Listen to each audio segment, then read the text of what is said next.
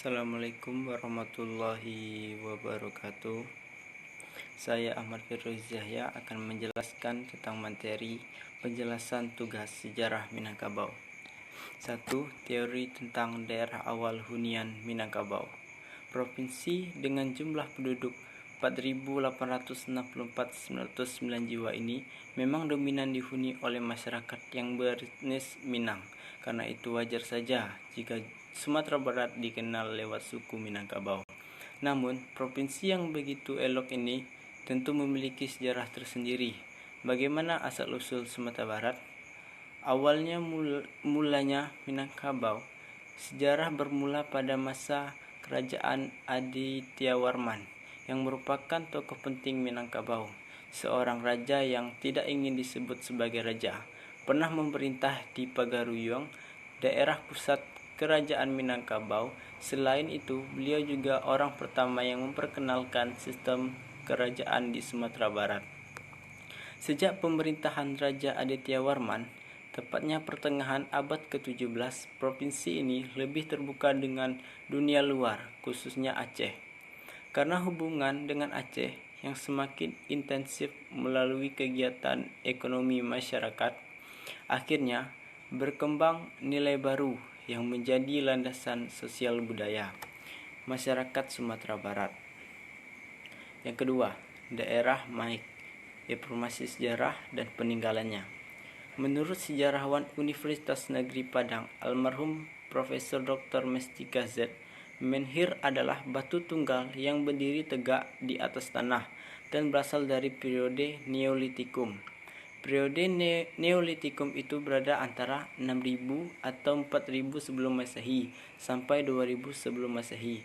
Di Kenagirian Maik Mahat terletak di Kecamatan Bukit Barisan, Kabupaten 50 Koto, 165 km dari Padang, 45 km utara Payakumbuh, Sumatera Barat. Terdapat situs menhir terbesar di Indonesia. Di sana terdapat 72 kelompok menhir dalam berbagai bentuk dan ukuran. Selain keindahan alam yang masih alami, di nagari yang luasnya 22 hektar ini tersebar peninggalan purbakala seperti menhir, batu dakon, lumpang batu, punden berundak-undak, batu tapak, batu jejak ayam, balai-balai batu, pembagian wilayah Niniak Luak 50, masjid kuno, dan pesanggerahan masa pemerintahan Hindia Belanda. Menhir itu sendiri adalah peninggalan sejarah yang berupa batu. 72 kelompok menhir dalam berbagai bentuk dan ukuran dapat ditemui di nagari Maik. Ukuran terbesar 50 cm x 668 cm.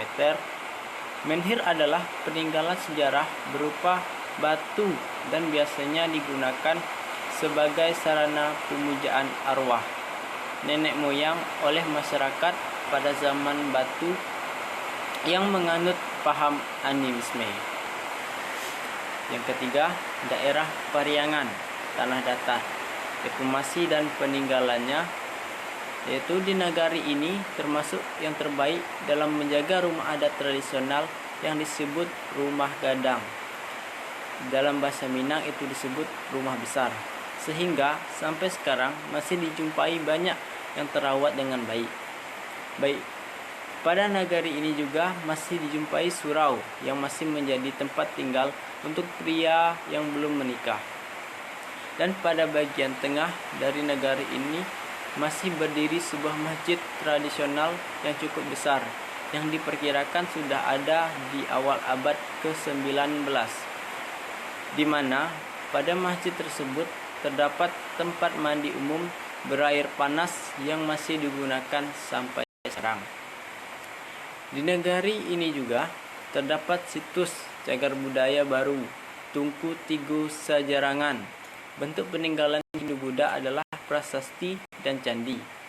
Prasasti yang lebih dikenal di Sumatera Barat dengan nama Batu Basurek dengan huruf Palawa dengan bahasa Sanskerta. Salah satu prasasti yang ditemukan di Sumatera Barat adalah prasasti Pariangan. Prasasti Pariangan ini ditemukan di tepi sungai Mengkaweh yang mengalir dari kaki Gunung Marapi. Lokasi ini adalah di sebelah barat kota Batu Sangkar. Prasasti Pariangan ini ditemukan di tepi Sungai Mengkaweh yang mengalir dari kaki Gunung Merapi. Lokasi ini berada pada jalan lintas Padang Batu Sangkar. Bahan batunya dari jenis tracite dengan ukuran tinggi 1,6 meter, lebar 2,6 meter, dan tebal 1,6 meter. Prasasti ini dipahatkan pada batu monolit non-anfisial berbentuk setengah lingkaran dengan tulisan berjumlah 6 baris. Demikianlah penjelasan dari materi kelompok